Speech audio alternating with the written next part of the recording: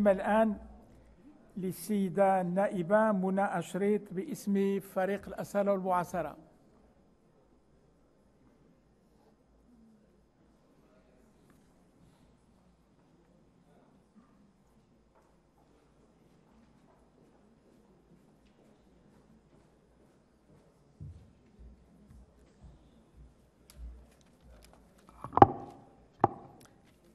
شكرا السيد الرئيس المحترم، السيد الوزير المحترم، السيدات والسادة النواب المحترمون.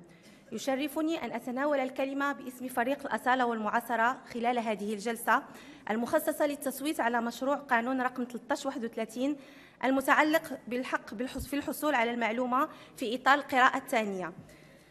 السيد الرئيس المحترم، بداية نسجل أن المصادقة على هذا القانون تتم في ظرفية دقيقة تتميز ببلوغ بلادنا محطات حقوقية تراكمية هامة، والتي تفرض علينا تنزيل وتفعيل جميع المقتضيات الدستورية التي لا تزال عالقة على أرض الواقع، وذلك لمواصلة بناء صرح الاختيار الديمقراطي لبلادنا وتقوية المؤسسات وتعزيز الحقوق والحريات، وعلى رأسها هذا المكسب الحقوقي الأساسي الهام الذي جاء به الفصل 27 من دستور 2011 قبل أن تعمد الحكومة إلى تنزيله تنزيلا مشوبا بالكثير من الاختلالات وتفرغه من محتواه وتفقد معناه.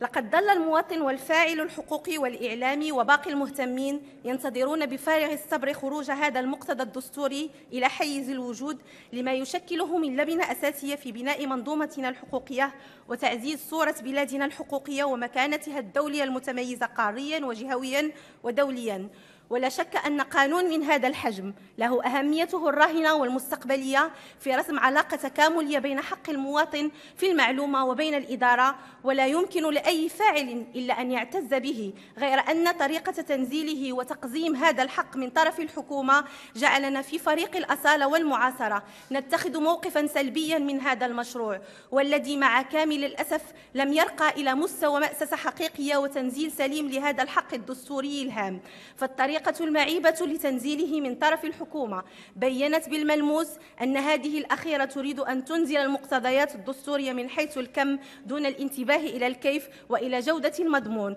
وبالتالي لم يكن التنزيل سليماً كما الشأن بالنسبة لعدد من القوانين. نناقش هذا القانون الأساسي اليوم في سياق سياسي خاص يتميز بكثرة المزايدات السياسية الفارغة في موضوع الحق في الحصول على المعلومة والحق في نشرها، في ربط سافر لكل هذه المزايدات بتحريف مواقفنا الراسخة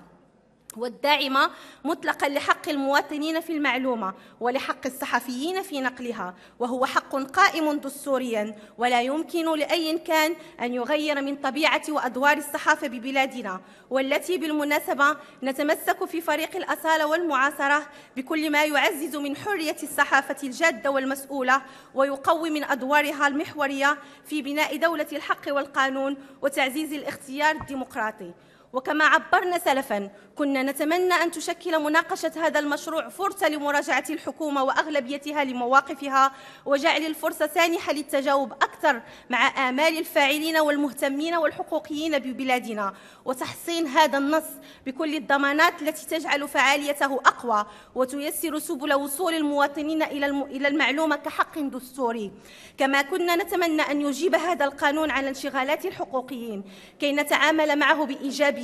عوض الموقف السلبي الذي أجبرنا على اتخاذه من مضمونه والتصويت ضده. نعم، صوتنا ضد هذا المشروع في اللجنة وسنصوت عليه بالرفض اليوم، ليس لأننا ضد الحق في الحصول على المعلومة كما يروج لذلك البعض، ولكن لأننا ضد مضمون هذا القانون الذي لم يكن جيداً ولم يرقى إلى مستوى انتظاراتنا كفاعلين تشريعيين وسياسيين وإلى تطلعات المجتمع المدني والجمعيات الحقوقية والمهنيين، حيث حرصت الحكومة على التضييق في رسم معالم هذا القانون من خلال وضع العديد من الضوابط في شكل عوائق لا تخول الحق في الحصول على المعلومة. إن هذا النص لم يستفد من الزخم الفكري الذي تركته النقاشات والندوات الفكرية والمناظرات الهائلة التي عقدت في هذا الباب،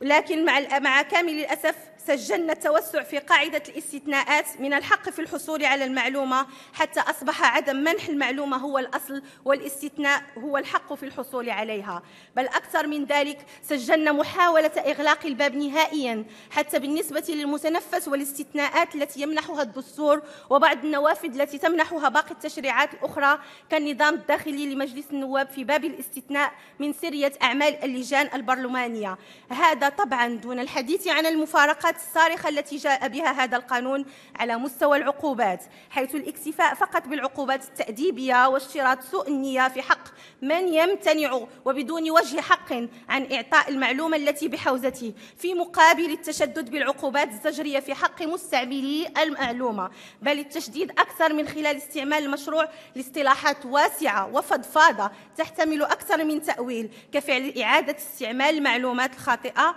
وأيضا التشديد دون افتراض حسن النية، وتم التوسيع من قاعدة العقاب والإحالة على بنود القانون الجنائي. لذلك ولكل هذه الحيثيات والملاحظات التي بسطناها نجدد موقفنا الرافض لهذا القانون على صيغته الحالية، وبالتالي سنصوت ضده. والسلام عليكم. شكرا للسيدة النائبة.